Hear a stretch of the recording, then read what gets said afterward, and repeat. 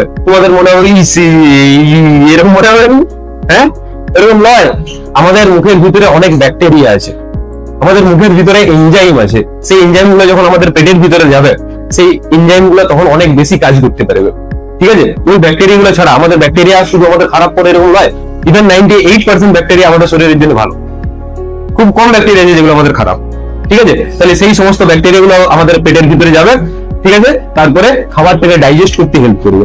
তাহলে সকালবেলা ঘুম থেকে উঠে করে আগে প্রথমে জল খাবে, সেটা আবার বসে বসে জল খাবে, আর জলটা মুখের চারিদিকে ঘুরাবে। অনেকেই থাকে খাবারটি খাইলো, এক বোতল জল একদম ঠাপ করে মারে দিল। না, একদম খাবে না জল। খাবার পরে 1 ঘন্টা, পুরো 1 ঘন্টা জল খাইও না। খাবার পরে কি হয় দেখো, আমি বলে দিচ্ছি। তাহলে তুমি যে কোশ্চেনটি করলে আমার খুব ভালো লাগলো, তাহলে এটি জানিয়ে নাও। তাহলে একবার আর কোনদিন করবো।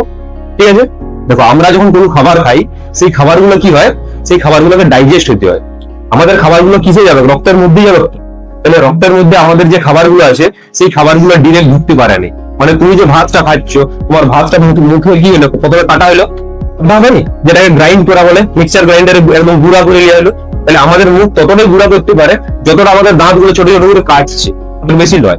এরপর কি হবে, সেই টাইপের আমাদের বিভিন্ন এনজাইম আছে, সেই এনজাইম গুলোকে আবার ছোট ছোট করে টুকরা করে কাটবে। তাহলে আমাদের দাঁত এত ছোট টুকরা করতে পারেনি যতটা এনজাইম এই সমস্ত জিনিসগুলো আমাদের করতে পারে। তাহলে কি হবে, যখন এগুলো ছোট ছোট, এগুলো একদম ছোট, যেগুলো চোখে দেখা যাবেনি, ঠিক আছে, মাইক্রো হয়ে যাবে, যখন মাইক্রো এলিমেন্ট বলা এগুলোকে। আমরা ভাত যেটা খাচ্ছি সেটাকে বলা হয় ম্যাক্রো এলিমেন্ট, আর তার মাইক্রো এলিমেন্ট যেটা, ঠিক আছে, ভাত মানে কি কার্বোহাইড্রেট, তার মাইক্রো এলিমেন্ট যেটা, সেটা হচ্ছে মনোস্যাকারাইড। সেই মনোস্যাকারাইডটা রক্তের ভিতরে ঢুকে, কি ঢুকে রক্তের ভিতরে? মনোস্যাকারাইড। সেই মনোস্যাকারাইড যেটা, সেইটা আমাদের দাঁত করতে পারেনি, এত ছোট করতে পারেনি।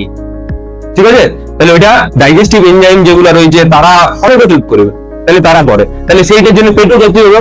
পেটের ভিতরে আরো রান্না হয়, রান্না ধরে নাও, রান্নার মতো করে হয়। একবার তোমার ঘরে রান্না হলে ভাতটা, সেই ভাতটা তুমি খাচ্ছ, তারপরে পেটের ভিতরে আরেকবার রান্না হয়। তাহলে ওই রান্নাটা করার জন্য টেম্পারেচার লাগে না, লাগে না? হ্যাঁ, একটা টেম্পারেচার লাগে, পেটের ভিতরে সেই টেম্পারেচার তৈরি হয়। কিন্তু যেই পেটের ভিতরে টেম্পারেচার তৈরি হওয়া শুরু করলো, তুমি ডক করে জলটি মারিয়ে দিলে, তাহলে টেম্পারেচার কি হলো? সঙ্গে সঙ্গে আগুনটা নিভে যাওয়া হলো। তাহলে আগুন যদি নিভে যায়, তাহলে তোমার কি ডাইজেস্টিভ সিস্টেমটা সেটা ভালো করে কাজ করবে? ডাইজেশন ভালো করে হবে? বিভিন্ন ধরনের সমস্যা, গ্যাস্ট্রিক সমস্যা আসবে, ঠিক আছে, বিভিন্ন হাড়ের সমস্যা আসবে, ঠিক আছে, তোমাদের দেখবে অনেকেরই হেডেক হবে, বিভিন্ন ধরনের সমস্যা কিন্তু তখন দেখা যাবে। এই জন্য বলছি, খাবার পরে তোমরা এই জলটা খাইও না। কতক্ষণ পরে খাবে? 1 ঘন্টা পরে খাবে।